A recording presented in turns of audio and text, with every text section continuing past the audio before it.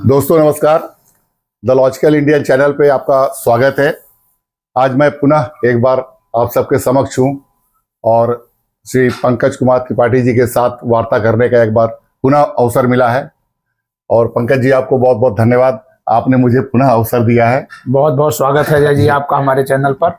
आपके प्रश्नों के माध्यम से बहुत सारे लोगों के प्रश्न हमारे तक आ जाते हैं और आपको उत्तर दे करके मुझे लगता है कि बहुत सारे लोगों के प्रश्नों के उत्तर वहां तक पहुंच जाए। ये मेरा सौभाग्य है। मैं अगर माध्यम बन पाता हूं तो अच्छी बात है। पंकज जी, अगर आपकी अनुमति हो तो मैं चर्चा करना चाहता हूं जो हमारे देश के नए मुख्य चुनाव आयुक्त अभी नियुक्त हुए हैं, ज्ञानेश कुमार जी।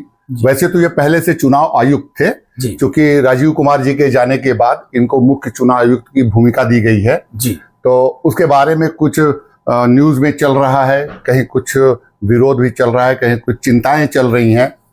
उसके बारे में हम कुछ चर्चा करेंगे।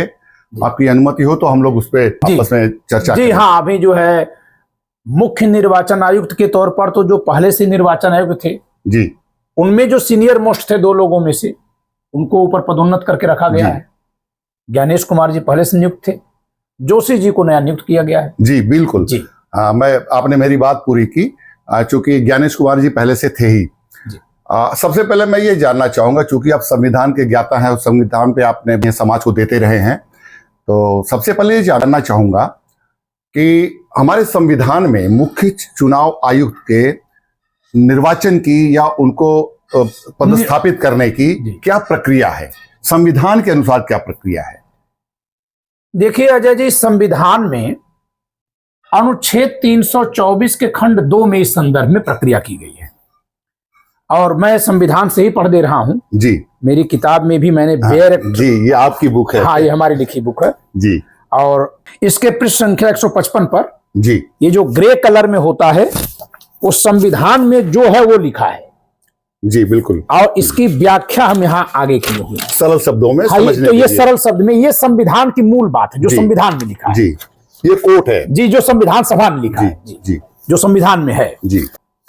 तो इसके खंड 2 में लिखा है, अनुच्छेद 324 के खंड 2 में लिखा है, निर्वाचन आयोग मुख्य निर्वाचन आयुक्त जी और उतने अन्य निर्वाचन आयुक्तों से यदि कोई हो जितने राष्ट्रपति समय समय पर नियत करें मिलकर बनेगा।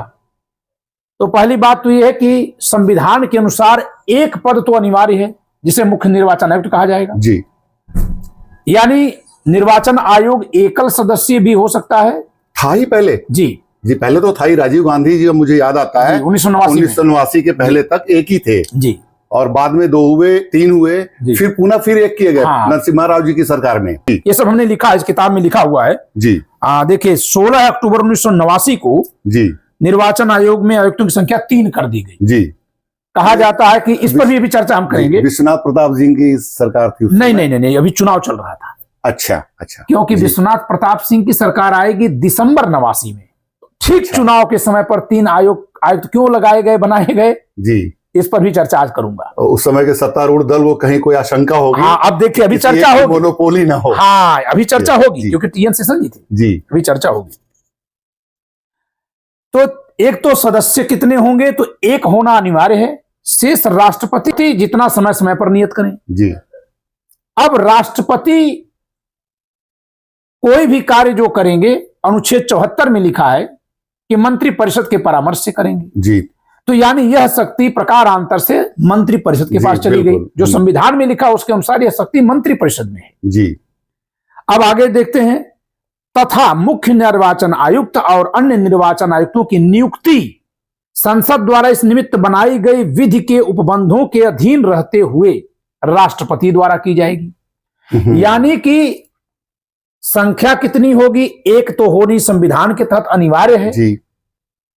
एक से अधिक राष्ट्रपति चाहे तो कर सकते हैं। दूसरी बात, नियुक्ति इन सबकी कैसे होगी, चाहे एक मुख्य निर्वाचन आयुक्त हो, चाहे 3 हो, चाहे एक से अधिक हो, वो जितना चाहे उनके ऊपर छोड़ा गया संविधान में। नियुक्ति कौन करेगा, राष्ट्रपति ही करेगा जी। प्रक्रिया कौन सी होगी, संसद द्वारा बनाई गई विधि की प्रक्रिया जी, बिल्कुल। यानी कि नियुक्ति के बारे में भारत के संविधान के अनुच्छेद 324 के खंड 2 में सुस्पष्ट है जी कि पहली बात की नियुक्ति राष्ट्रपति करेगा और दूसरी बात की नियुक्ति उस प्रक्रिया से की जाएगी जो संसद विधि द्वारा बनाए। जी अब सवाल यह है कि संसद ने तो विधि द्वारा कोई प्रक्रिया बनाई ही नहीं, जी अब जाकर बनी है। जी अभी बनी है जी, तो फिर आखिर इनकी नियुक्ति कैसे होगी? तो जब कोई भी विधि बनी ही नहीं होगी तो भी पद तो खाली छोड़ा नहीं जाएगा, पद बिल्कुल नहीं, और संविधान कह रहा है कि राष्ट्रपति करेंगे। जी तो ये नियुक्तियां सरकार किया करती थी पहले। जी बाद में जब हो हल्ला मचा तो फिर इस पर सुप्रीम कोर्ट ने दखल दिया जी और सुप्रीम कोर्ट ने अपने ओर से एक निर्णय दिया, जिस निर्णय में सुप्रीम कोर्ट ने कहा कि 3 लोगों का एक पैनल बनेगा, जी वे लोग नाम नियत करेंगे और उस पैनल में जिसका नाम तय होगा जी उसकी नियुक्ति जो है राष्ट्रपति द्वारा की जाएगी। जी अब अगर सुप्रीम कोर्ट के निर्णय को देखें तो यह भी संविधान के बाहर जाकर है। बिल्कुल, जैसे जी, कॉलेजियम जी, सिस्टम जी, संविधान के बाहर जाकर है, एकदम कॉलेजियम सिस्टम का अपना एक अलग सिस्टम है। एक अलग सिस्टम है। जी देखिए, संविधान में भारत के न्यायाधीशों की नियुक्ति यानी सर्वोच्च न्यायालय के न्यायाधीशों की नियुक्ति, जी उच्च न्यायालय के न्यायाधीशों की नियुक्ति के बारे में भी यही लिखा हुआ है कि इन न्यायाधीशों से परामर्श के पश्चात भारत के राष्ट्रपति द्वारा की जाएगी। जी ये कहीं नहीं लिखा कि वो परामर्श बाध्यकर होगा नहीं होगा, यहां तो परामर्श की भी बात नहीं लिखी है, यहां तो सीधे लिखा है कि निर्वाचन आयुक्त की नियुक्ति राष्ट्रपति करेगा। जी जी वहां परामर्श करने की बाध्यता है कि नहीं है, इस पर व्याख्या करके सुप्रीम कोर्ट ने, न्यायाधीशों की बात मैं कर रहा हूं भी, जी कॉलेजियम की बात कर दी कि नहीं, हमारे परामर्श को आपको मांगना भी होगा और मानना भी होगा, जी जिससे कि जुडिशियल सेपरेशन और इंडिपेंडेंसी बनी रहे, न्यायिक पृथकता और स्वतंत्रता ये दोनों बनी रहे, और तभी सर्वोच्चता भी कायम रहेगी। तभी सर्वोच्चता भी कायम रहेगी। जी लेकिन निर्वाचन आयुक्तों की जहां तक बात है, जी बहुत समय तक तो चूंकि कानून था ही नहीं तो राष्ट्रपति नियुक्त करते थे। जी बाद में जब ये मामला गया और खासकर जब टीएन शेषन जी देखिए मुख्य निर्वाचन आयुक्त बने हैं, इस पर केस भी है, मैं दिखा दे रहा हूं, मेरी किताब में मैंने लिखा है, आपका बहुत गहन अध्ययन है। टीएन शेषन बनाम भारत संघ 1995 के मामले में सुप्रीम कोर्ट में मामला गया था, टीएन शेषन महोदय जी ले गए थे जी में शेषन महोदय की याचिका खारिज करते हुए उच्चतम न्यायालय ने यह कहा कि अन्य निर्वाचन आयुक्तों को भी मुख्य निर्वाचन आयुक्त के समान शक्ति है, अतः मुख्य निर्वाचन आयुक्त का निर्णय अन्य आयुक्तों की तुलना में विशेष महत्व नहीं रखता। निर्वाचन आयोग अपने निर्णय बहुमत से लेगा और इस संदर्भ में संसद द्वारा बनाई गई विधि से ही प्रक्रिया चलेगी। जी अब इसमें एक बात और भी थी कि एसएस धनोवा बनाम भारत संघ के मामले में 1991 में भी यह मामला सुप्रीम कोर्ट गया था। जी तो सुप्रीम कोर्ट ने यहां भी कहा था कि संसद द्वारा बनाई गई विधि के अधीन ही राष्ट्रपति अन्य निर्वाचन आयुक्त को नियुक्त कर सकता है। जी दरअसल इसमें एक दिक्कत तब आई थी जब इस आयोग में पहले एक सदस्य बनते थे, जी वही मुख्य निर्वाचन आयुक्त कहे जाते थे और वही एकमात्र होते थे। अक्टूबर 1989 में राजीव गांधी की जब सरकार थी उसने इस आयोग को 3 सदस्यीय कर दिया। सवाल ये उठता है कि जिस समय देश में संसद का चुनाव चल रहा है, देखिए 16 अक्टूबर 1989 को निर्वाचन आयोग में आयुक्तों की संख्या 3 की गई। जी राष्ट्रपति संख्या बढ़ा सकता है, जी तो सामान्य आदेश से संख्या बढ़ा दी गई थी जी और उसके जरिए 2 अन्य आयुक्तों की नियुक्ति की गई थी। जी यह माना गया था कि उस समय जो मुख्य निर्वाचन आयुक्त थे वो सरकार के पक्ष में नहीं मान रहे थे, तो उनके ऊपर एक शिकंजा कसने के लिए 2 और निर्वाचन आयुक्त लगा दिए गए। जबकि मुख्य निर्वाचन आयुक्त का जो कार्यदायित्व होता है जी, वो कार्यदायित्व एकदम किसी से मतलब किसी के पक्ष में या किसी के विपक्ष में नहीं होता है। नहीं, लेकिन ऐसा होता कहाँ इस देश में? वो तो ठीक है, देखिए लोकतंत्र की कुछ खामियां भी हैं। दरअसल सबसे बड़ी बात यह है कि जिस व्यक्ति को उस पद पर रखा गया है उस व्यक्ति का स्वभाव क्या है, बिल्कुल बिल्कुल उसको कोई भी संविधान या कोई ताकत नहीं बदल सकती। जी, उससे प्रभावित होना ही है। तो जब ये 3 निर्वाचन आयुक्त लिखे गए, इसी पर टीएन शेषन ये याचिका लेकर गए थे। ये उस समय मुख्य निर्वाचन आयुक्त थे जी। जब 3 सदस्य बनाया गया तो इन्हीं की शक्ति पर तो नियंत्रण लगा जी। आप देखिए राजीव गांधी की सरकार किसकी है? कांग्रेस की सरकार, कांग्रेस की। फिर नरसिम्हा राव की सरकार कांग्रेस की, कांग्रेस सरकार है जी। वो हर समय 3 सदस्य क्यों बना रही है? क्योंकि उस समय निर्वाचन आयुक्त जो है अपने पावर का इस्तेमाल करने लगा था और इनको कहीं ना कहीं हिचक थी कि शायद ये अपने पावर से हमारे खिलाफ जा सकते हैं। बिल्कुल, ये हम ये नहीं कह रहे हैं कि वो पावर का दुरुपयोग कर रहे थे कि सदुपयोग कर रहे थे, लेकिन अजय जी एक बात समझने लायक है जी। मान ले कि एकल निर्वाचन आयुक्त अपने पदीय शक्तियों का दुरुपयोग ही कर रहा था, मान ले जी, तो यदि यह दुरुपयोग उनके पक्ष में होता तो क्या तब भी 2 और की नियुक्ति करते?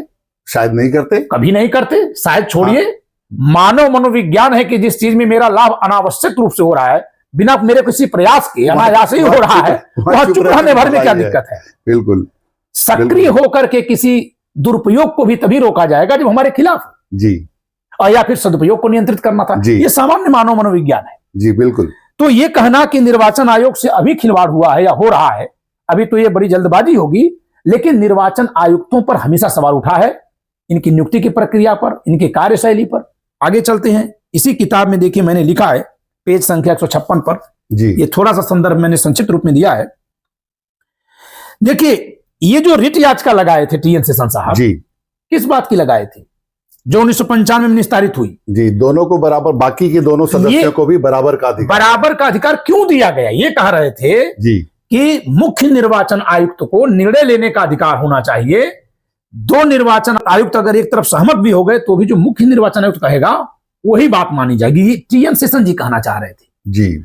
वह टी.एन. शेषन जी जो अपने सुधारों के लिए जाने जाते, उनको रोकने के लिए 2 अन्य निर्वाचन आयुक्त लगाए गए थे। जी, समझ गया। एक कृष्णमूर्ति साहब थे, गिल साहब थे। ये अलग बात है कि फिर वो दोनों भी टी.एन. शेषन जी की जो लोकप्रियता बनी उसकी वजह से उनके साथ में ही चले गए। जी।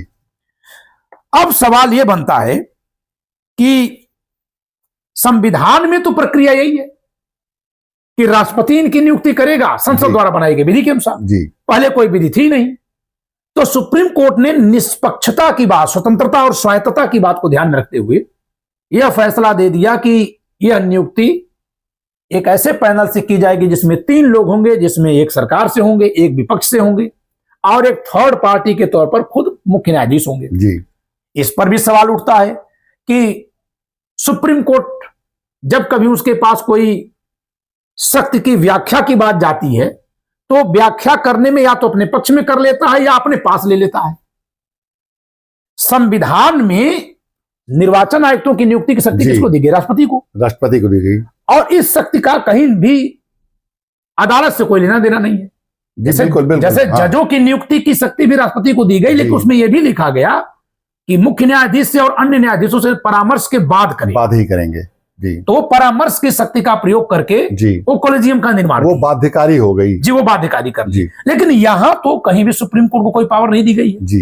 लेकिन सुप्रीम कोर्ट ने जब व्याख्या की तो यहां कहां से राष्ट्रपति पद में उन्होंने सरकार, नेता विपक्ष और अपना, जी, ये अपना रोल कहां से तय कर लिया? तो या मतलब अगर ये कहा जाए कि जब सुप्रीम कोर्ट के पास ये बात गई जी और उसके निस्तारण में सुप्रीम कोर्ट ने, जैसे कहा जाता है कि बंदर के पास 2 बिल्लियां लड़ाई करने के लिए गई तो बंदर ने अपना आधिपत्य ले लिया। जी, मैं इसको और बेहतर तरीके से कहूंगा कि सुप्रीम कोर्ट इसमें बंदर की तरह दिख क्यों रहा है? सुप्रीम कोर्ट बंदर की तरह इसलिए दिख रहा है कि सुप्रीम कोर्ट को यह कहना चाहिए कि संविधान यहां पर जो प्रक्रिया दे रहा है उस प्रक्रिया के चलते निष्पक्षता, स्वायत्तता या स्वतंत्रता स्थापित करना संभव नहीं हो पा रहा है, लिहाजा संविधान में संशोधन किया जाए। अच्छा, सुप्रीम कोर्ट को यह कहना चाहिए जी, न कि आप संविधान की ऐसी व्याख्या कर दें जो आपके हिसाब से फिट हो और खुद को उसमें डाल दें। खुद को उसमें आपने कमांड ले लिया। ऐसे कमांड आपने ले लिया। राष्ट्रपति पद में नेता विपक्ष कहां से आ गया? जी, मैं तो यहां तक कहूंगा बिल्कुल। राष्ट्रपति पद में मुख्य न्यायाधीश कहां से आ गए? संविधान में तो ये लिखा है ना। संविधान अगर गलत लिखा है तो लोगों को जानने दीजिए ना कि गलत लिखा है, या फिर इसको बदलने की संविधान में जो प्रक्रिया और जिसको शक्ति दी गई है वो उस शक्ति का प्रयोग उस प्रक्रिया से करके बदले। जी बिल्कुल।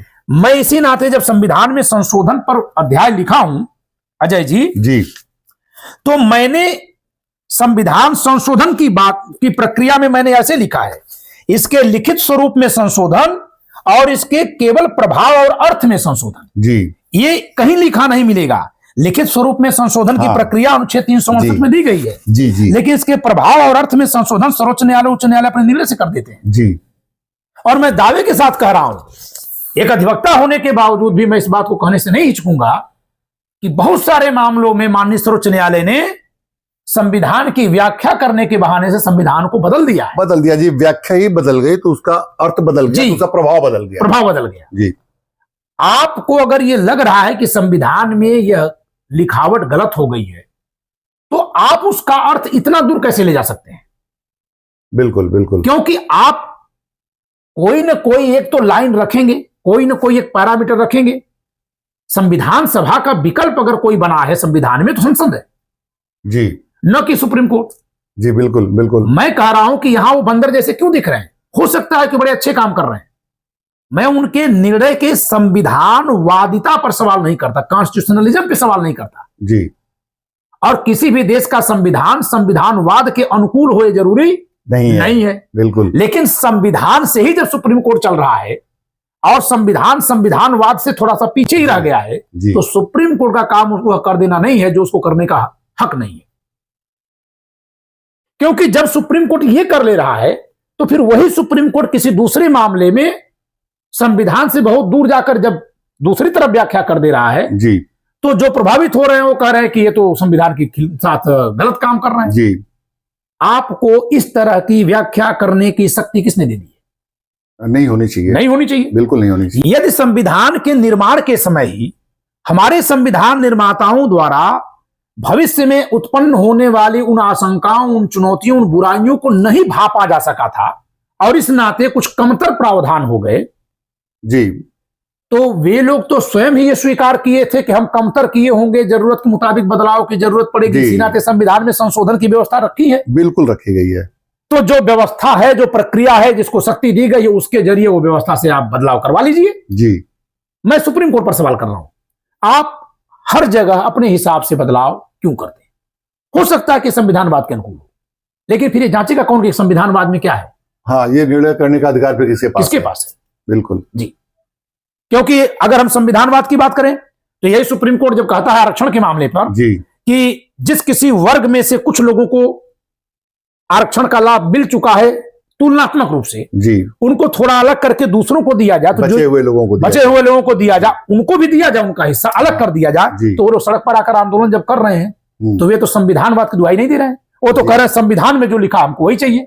जी, समझिएगा ध्यान से। हाँ बिल्कुल। जबकि सुप्रीम कोर्ट का वो भी निर्णय संविधानवाद के अनुकूल है और सुप्रीम कोर्ट का यह निर्णय भी संविधानवाद के अनुकूल है कि एक न्यूट्रल पैनल होना चाहिए या सरकार और विपक्ष दोनों का बैलेंस होना चाहिए निर्वाचन आयुक्त की नियुक्ति में।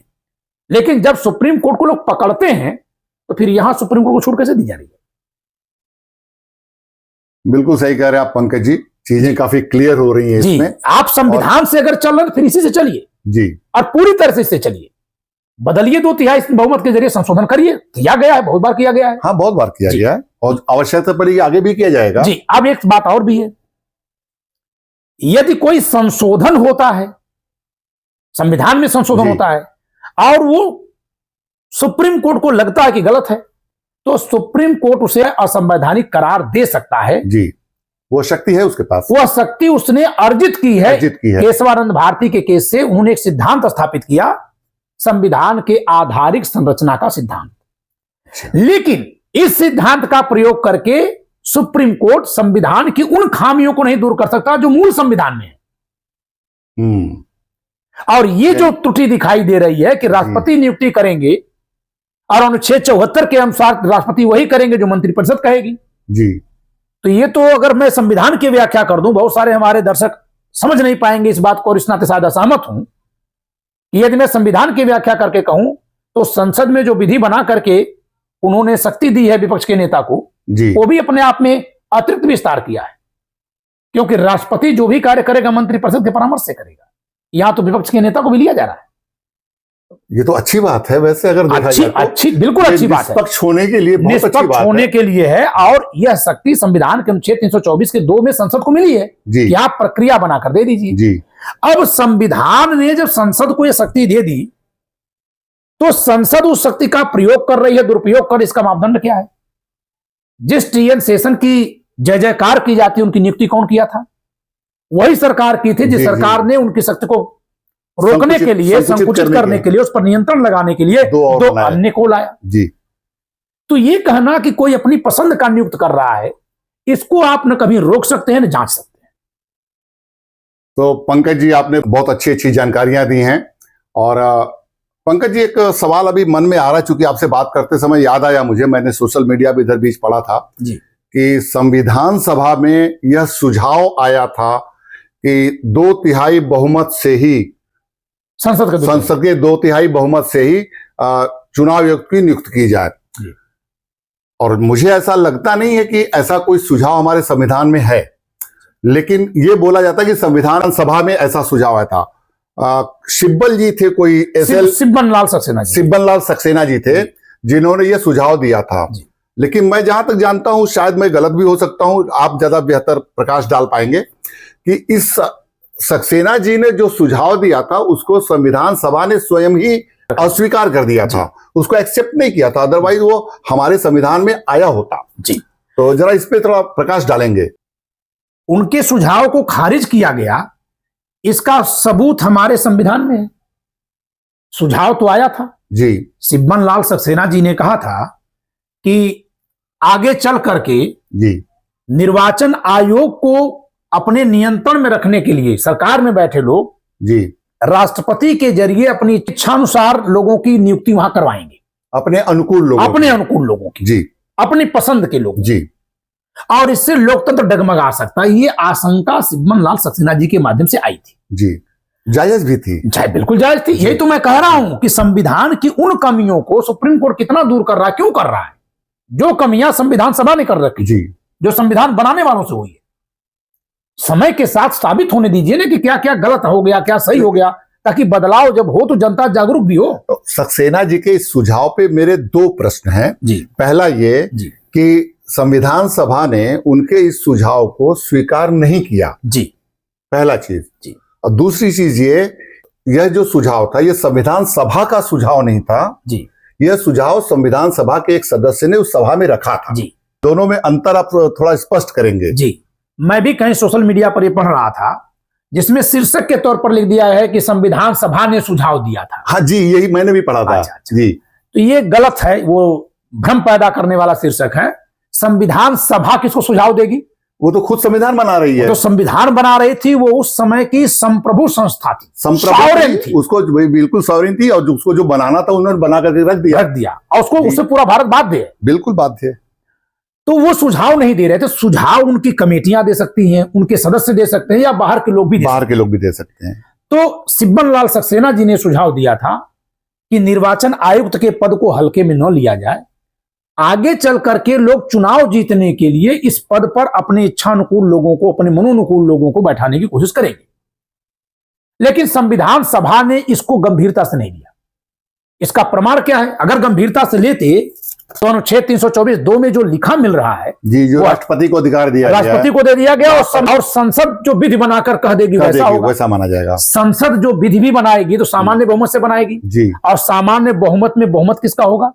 जो सरकार में होगा उसका बहुमत होगा, तभी वो सरकार में ही है जी।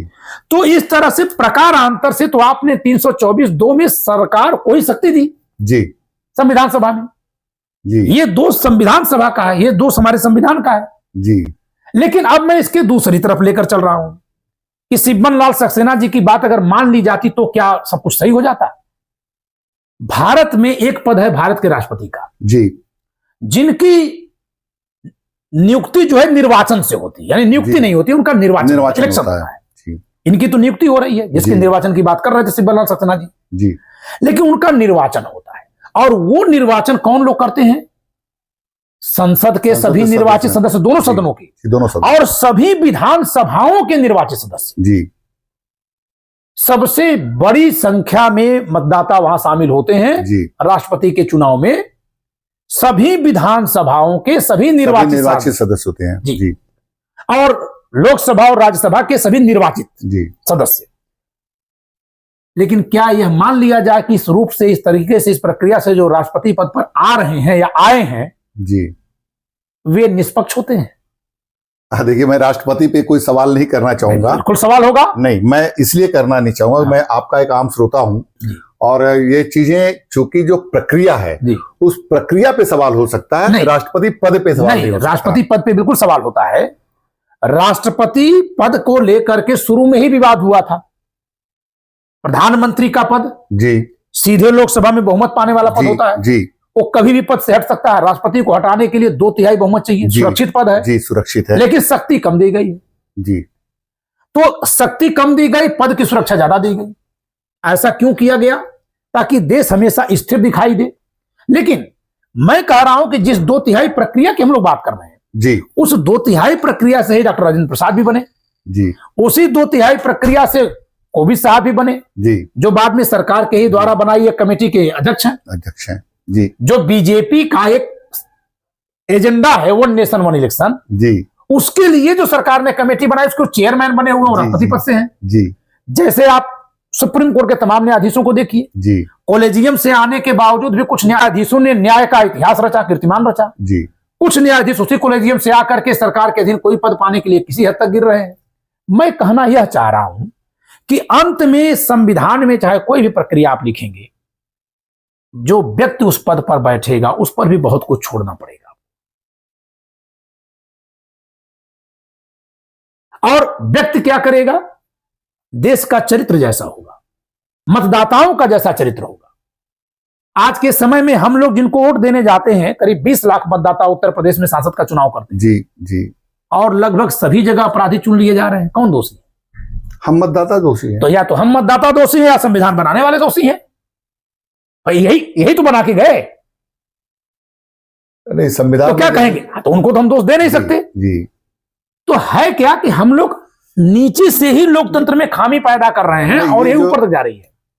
ये जो चुनाव की बात अभी आपने की कि अपराधी प्रवृत्ति के लोग भी चुन करके आ रहे हैं, इसमें हमारे पास चॉइस है जी।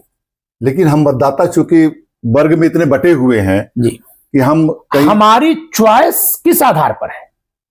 हमारी चॉइस का सबसे बड़ा आधार है जाति। क्या यह संविधान के अनुकूल है? नहीं है, बिल्कुल नहीं है। लेकिन जितनी पार्टियां संविधान हाथ में ली हैं, खुद जाति की ही बात कर रही हैं। केवल जाति की बात होती है और सबके सब जाति विशेष, जाति आधारित घृणा, जाति आधारित मोहब्बत, जी, ये तो चल रहा है ना देश में। जी, बिल्कुल। तो आप जब मूल चरित्र को सही नहीं करेंगे और उसका लाभ वो नेता ले रहा है जो जाति आधारित पार्टी बना रहा है, बिल्कुल।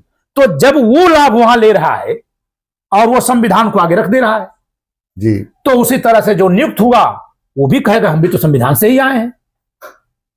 राष्ट्रपति पद पर जो निर्वाचित हुए वो भी संविधान से ही आए, सब तो संविधान से ही आए। सुप्रीम कोर्ट अगर इनके पक्ष में दिया और कह दिया गया संविधान से बाहर जाकर कह रहे हैं, तो उनके खिलाफ जो कर रहा है वो भी संविधान के बाहर जाकर कर रहे हैं। जी, सब सुप्रीम कोर्ट का काम सिर्फ ये है कि कागज यहां पढ़े और वही पढ़कर जैसा लिखा वही बोल दे, सुना दे।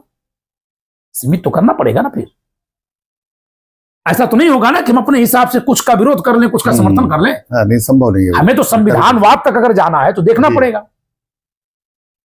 पार्टियां जब प्रत्याशियों की घोषणा कर रही हैं तो हमारा विकल्प तो वहीं से सीमित है।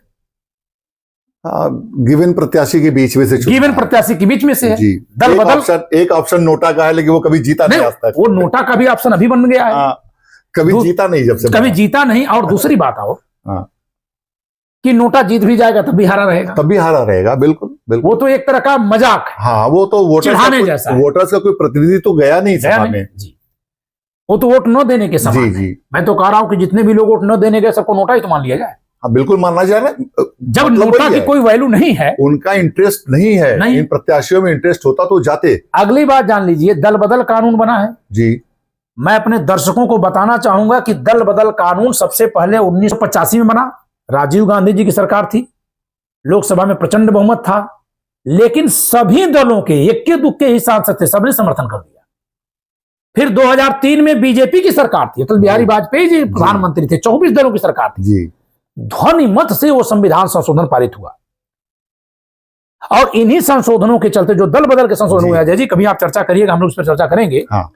कि दल बदल कानून की वजह से आज भारत के सभी राज्यों में कई कई राजनीतिक घराने पैदा हो गए। बिल्कुल है। अभी बिल्कुल। ये कहां से पैदा हो गया? हमको तो राजवाड़े को खत्म करना था ना। हाँ। ये राजनीतिक घराने कहां से पैदा हो रहे हैं? आम परिवार से व्यक्ति आगे बढ़ रहा है, जात की या धर्म की या किसी भी क्षेत्र की या किसी एक बात पर वर्ग विशेष की पार्टी बना ले रहा है। जी। अगले 10 महीने 2 साल 4 साल के भीतर उसके पास गनर, उसके पास गाड़ी, उसके पास बंगला, बाहुबल शक्ति सब आ जाता है। कहां संविधान है?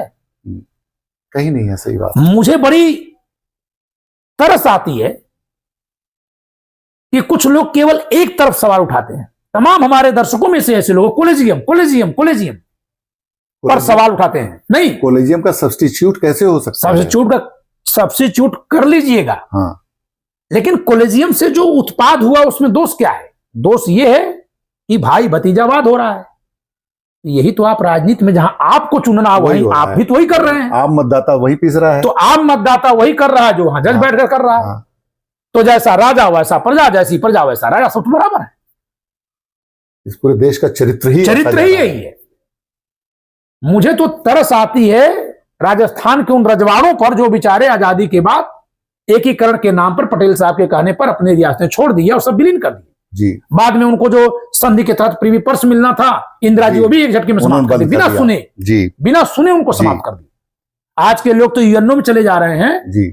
अजय जी, जो विलय हुआ था रियासतों का, जिस समय विलय हुआ उसमें भारत एक देश था और सारी रियासतें अलग देश थी, अलग देश थी, अपने आप में संप्रभुता थी जी।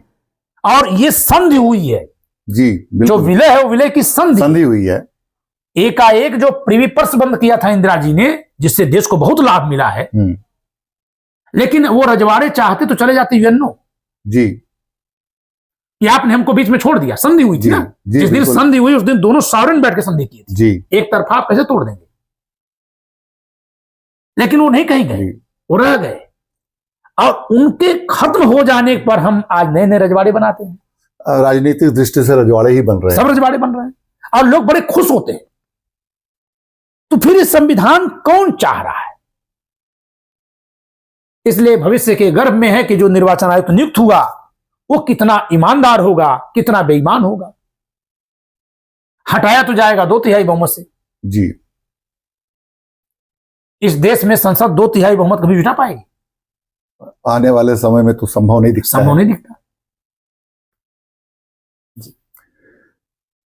चलिए पंकज जी, आपसे बात करके बहुत सी जानकारियों का पता लगा और मैं समझता हूं ऐसी हम लोग की चर्चा होती है तो बहुत से ऐसी चीजें खुल करके सामने आती है जहां तक हमारी नजर नहीं पहुंच पाती।